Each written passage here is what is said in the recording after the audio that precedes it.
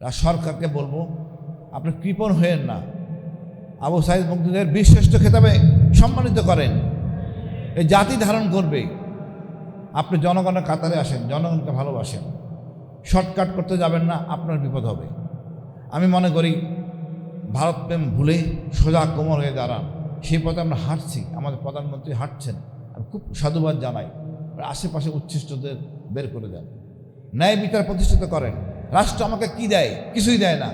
আপনার তো সব কিছু নেন, শুধু বাকি আছে এই অক্সিজেন মহান আল্লাহ তাআলা দিচ্ছেন, এইটার উপর ট্যাক্স বসানো, আর কিছু তো নাই। আপনি আমার কি দেন বলেন তো? আমি কিছু পাই না খুঁজে, কেন আমি ট্যাক্স দিব? পুলিশ তো আপনার। এটা কতটা গাদ্দারি হইতে পারে? আমরা আবু সাঈদকে এখনো সম্মানিত করতে পারি নাই, অসীমকে সম্মানিত করতে পারি নাই, মুগ্ধকে সম্মানিত করতে পারি নাই। এদের রক্তের উপর দিয়ে আজকে এই সরকার। আবার এদের গুণগানও গাচ্ছেন কিছু সুশীল। আমি জানি না ওনারা এই বিপ্লবের শক্তিটা ধারণ করতে পারেন নাই, তাই এক একজন এক এক কথা এক একবার বলেন। শিলং থেকে বলেন উনি সব পরিচালনা করছেন, আরেকজন বলেন আমেরিকার রাষ্ট্রদূত উনি নাকি পরিচালনা করছে। আমি নিজ চোখে দেখছি এটা সব ছাত্রদের, আর মূল পরিকল্পনাকারী ছিলেন মহান আল্লাহ তাআলা। এটা একটা বিশাল বিজয়, পৃথিবীর ইতিহাসে মনে বিরল। অস্ত্র ছাড়া বিজয়, অস্ত্র ছাড়া বিজয়, হেলিকপ্টারের বিরুদ্ধে, ট্যাঙ্কের বিরুদ্ধে, স্নাইপার রাইফেলের বিরুদ্ধে। আমরা পরীক্ষা দিয়ে সাহসী জাতিতে উপতীর্ণ হয়েছি। এটা যেমন ভারত চায় না, আমাদের সুশীলরাও চায় না। আমাদের দীর্ঘদিন স্বাধীনতার পরের থেকে আমাকে বোঝানো হয়েছে ভারত বিশাল শক্তি, কিন্তু আমরা তা প্রমাণ করছি আমরা আসলে শক্তিশালী জাতি। আমি জানি না বিএনপির সমস্যাটা কোথায়। আমি আমাদের প্রধানমন্ত্রীর কোনো সমস্যা দেখতেছি না। সমস্যা হলো ওনার আশেপাশে উচ্ছিষ্ট লোকগুলি। এই লোকগুলি বিএনপির শত্রু। আজকে জামাতে ইসলামী, বিএনপি দুটাই মজলুম। কোনো রকম বাধা ছাড়া আমরা উন্নতির চরম শিখরে যেতে পারি। দেখেন এই লোকগুলি ব্যাংক নিয়ে কি আবল তাবল কাজ করছে। এরা ছিল ঋণ খেলাপি, বানাইছে ঋণগ্রস্ত, মানে জাকাতের টাকা তারা দেন। ঋণগ্রস্তকে তো জাকাতের টাকা দেওয়ার একটা ফয়সালা আছে, সেটা এইটাও খাবে। লজ্জা লাগে না? কার টাকা খাচ্ছে? সাধারণ জনগণের টাকা। ৭১ বলেন, এই ২৪ বলেন, আমজনতা আমরা সবাই মাঠে ছিলাম, আর উপভোগ করতেছেন এই উচ্ছিষ্ট লোকগুলি, যারা কোনো অবদান আছে বলে মনে করি না। আমার আস্থা তারেক জিয়ার প্রতি। উনি একটা গর্বিত পিতার সন্তান, গর্বিত মায়ের সন্তান। ওনার স্ত্রী একজন গর্বিতী সেনা নৌবাহিনীর প্রধানের সন্তান। আমি ওনাদের কাছে অনেক প্রত্যাশা, ইনশাল্লাহ কাঙ্ক্ষিত লক্ষ্যে পৌঁছব। বাট উচ্ছিষ্টকে সরান। এটা আবল তাবল বলতেছে এই শিক্ষামন্ত্রী, ওনার ছেলে মেয়ে বিদেশে, কি আবল তাবল বলে আমি জানি না। একটা নারীর যদি কোমর পর্যন্ত ভিজে যায়, সে পরীক্ষা দেয় কীভাবে? তার মা যাবে, বাবা যায় সাথে আজকালকার দিনে।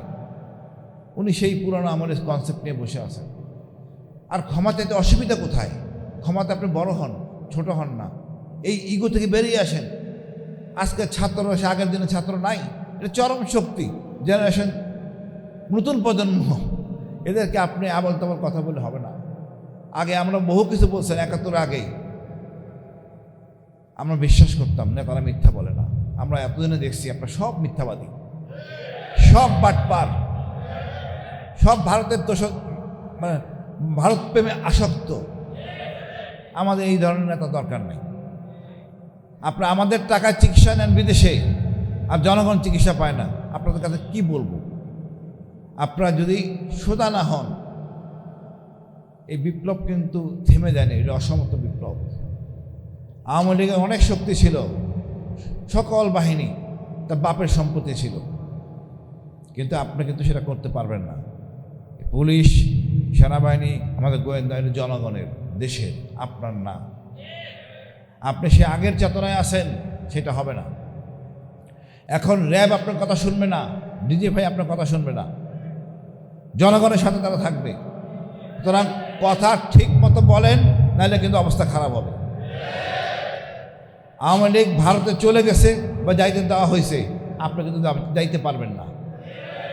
আপনার পূর্বে হলো আপনি আরাকান, এরা মগ জাতি, আপনি বেশ সুবিধা করতে পারবেন না, বিপদে পড়বেন।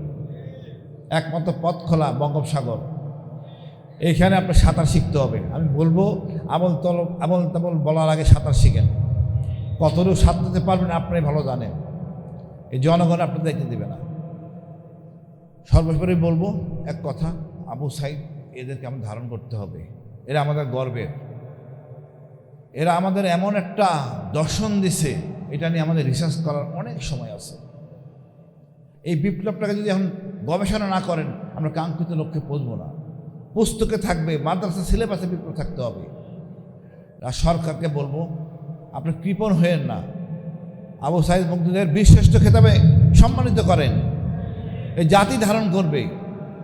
আপনি জনগণের কাতারে আসেন, জনগণকে ভালোবাসেন, শর্টকাট করতে যাবেন না, আপনার বিপদ হবে। আমি মনে করি ভারতপ্রেম ভুলে সোজা কোমর হয়ে দাঁড়ান, সেই পথে আমরা হাঁটছি, আমাদের প্রধানমন্ত্রী হাঁটছেন। আমি খুব সাধুবাদ জানাই। আশেপাশে উচ্ছিষ্টদের বের করে দেন, ন্যায় বিচার প্রতিষ্ঠিত করেন। রাষ্ট্র আমাকে কি দেয়? কিছুই দেয় না। আপনার তো সব কিছু নেন, শুধু বাকি আছে এই অক্সিজেন মহান আল্লাহ তাআলা দিচ্ছেন, এইটার উপর ট্যাক্স বসানো, আর কিছু তো নাই। আপনি আমার কি দেন বলেন তো? আমি কিছু পাই না খুঁজে, কেন আমি ট্যাক্স দিব? পুলিশ তো আপনার।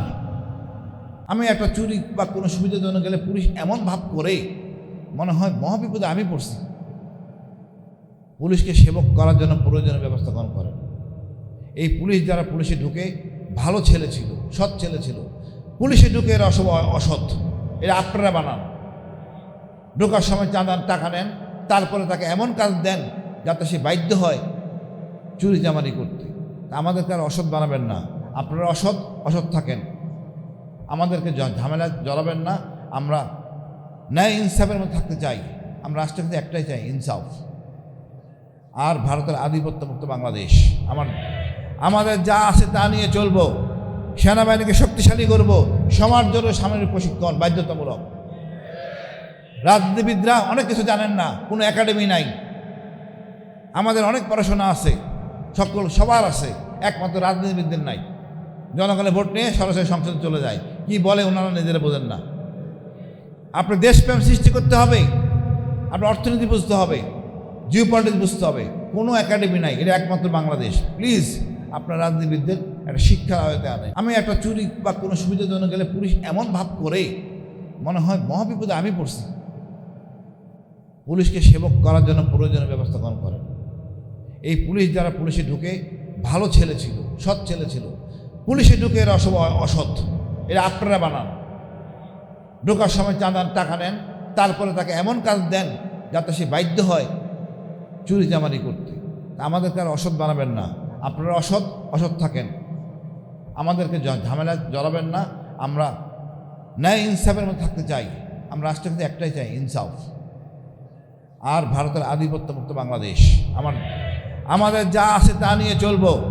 সেনাবাহিনীকে শক্তিশালী করব, সমাজ জন্য সামরিক প্রশিক্ষণ বাধ্যতামূলক। রাজনীতিবিদরা অনেক কিছু জানেন না, কোনো একাডেমি নাই। আমাদের অনেক পড়াশোনা আছে, সবার আছে, একমাত্র রাজনীতিবিদদের নাই। জনগণের ভোট নিয়ে সরাসরি সংসদে চলে যায়, কি বলে ওনারা নিজেরা বোঝেন না। আপনার দেশপ্রেম সৃষ্টি করতে হবে, আপনার অর্থনীতি বুঝতে হবে, জিও পলিটিক্স বুঝতে হবে। কোনো একাডেমি নাই, এটা একমাত্র বাংলাদেশ। প্লিজ আপনার রাজনীতিবিদদের একটা শিক্ষার আয়তে আনে।